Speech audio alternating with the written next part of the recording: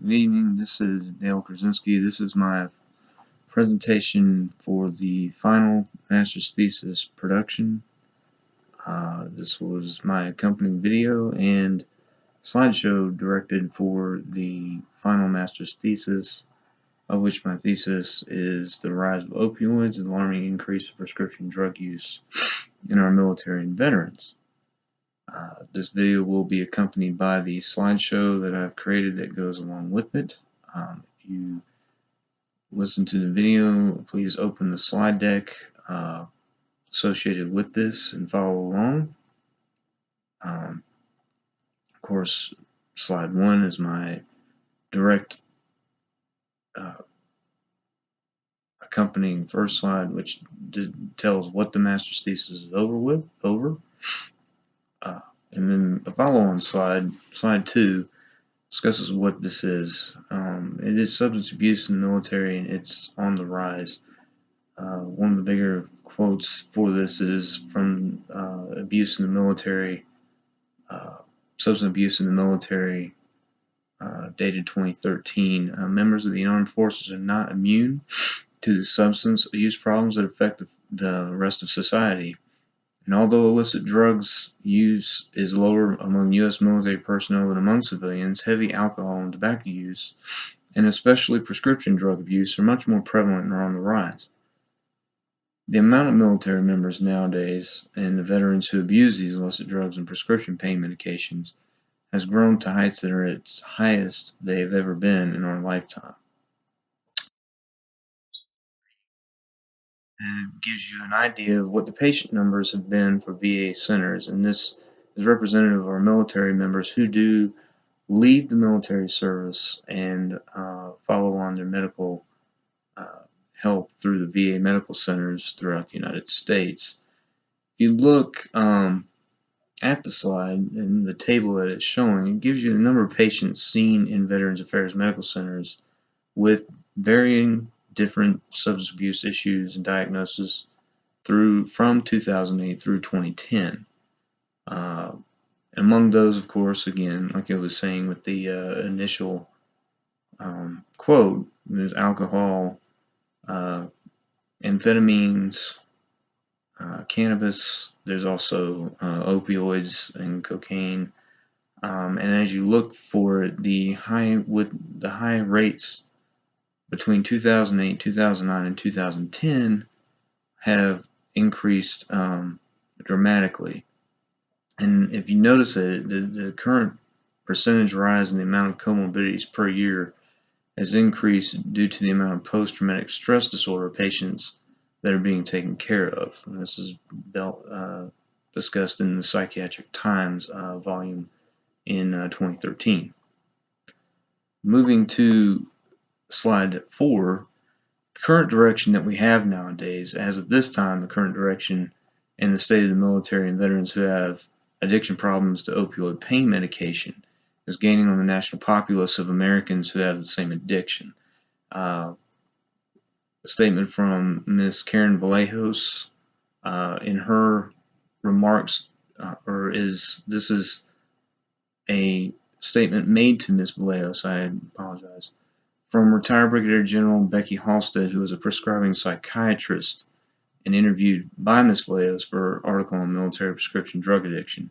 In that, her quote was, "We use prescription drugs because it is a quick fix, and it started because our military was strained and it was just keeping more people propped up to do their jobs. But the long-term danger is we've made the people here too dependent on it, and it's becoming alarming to her." If you were to listen to this statement and take its context in general, you would think it's not that bad, but in specifics, if you're talking about our military and our veteran populace, the veteran populace now becomes your civilian populace, and it is counted in accordance to your current American national rate of increasing drug dependence.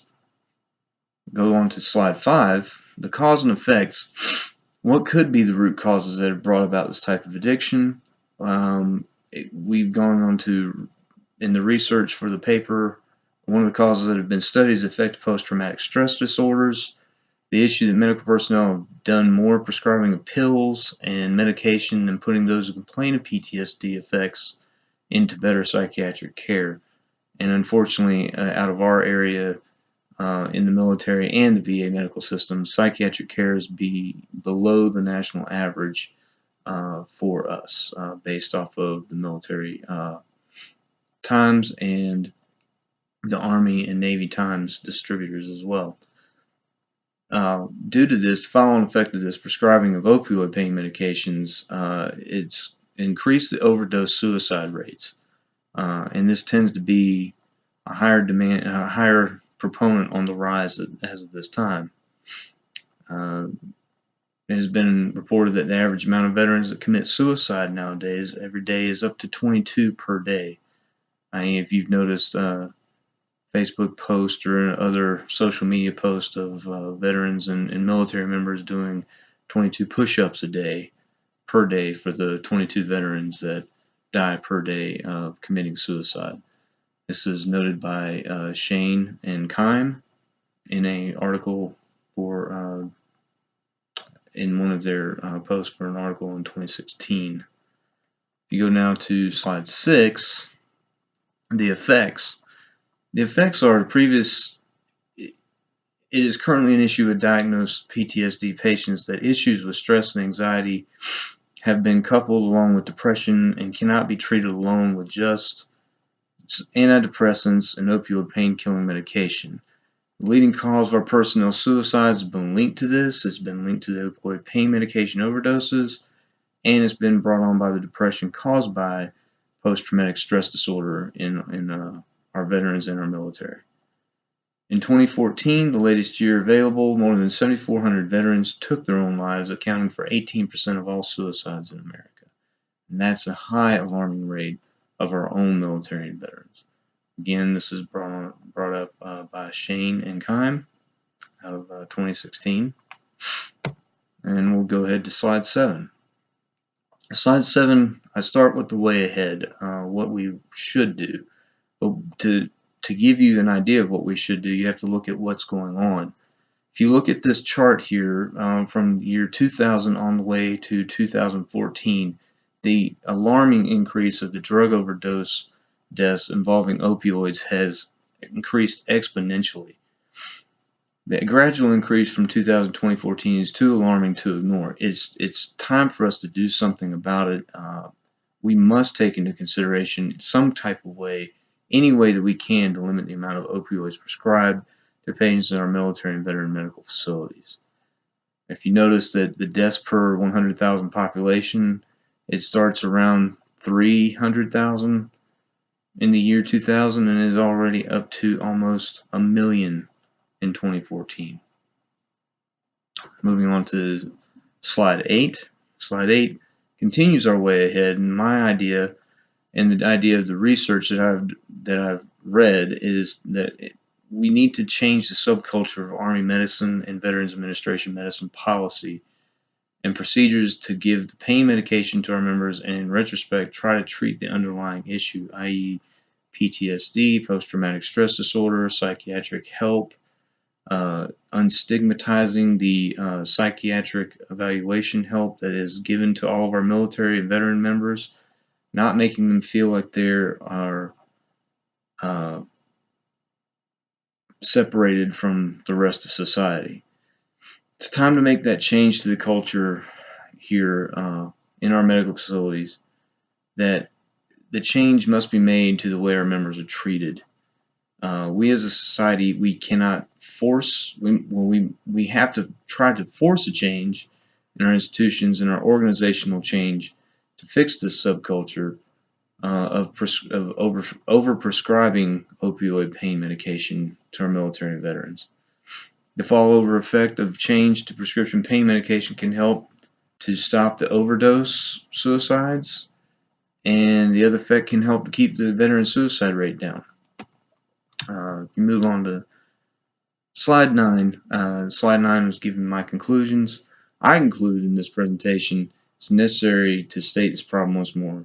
The issue of prescription opioid pain medication given to our military and veterans must be curtailed. We have to institute a behavioral organizational change to initiate the positive change of limiting the amount of military and veterans that are addicted to pain-killing medication. This change will help to curb the rate of military and veteran opioid medication-assisted suicides that have increased exponentially over the last several years. And it is also time to make the stand to help our veterans and our current military members now, before the epidemic becomes too widespread to change it all. The final slide is, of course, my references that were used in part of the presentation. And this concludes my final presentation for my master's thesis in the rise of opioids. I appreciate everything that has been given to us. I pray to the Lord that our time here will be spent to use to help solve these differences and solve these issues. For this time, I believe that if we can get this out to who needs it, and who can use it to help change, we will be all for the better. This is Dale Krasinski, my final master's thesis project.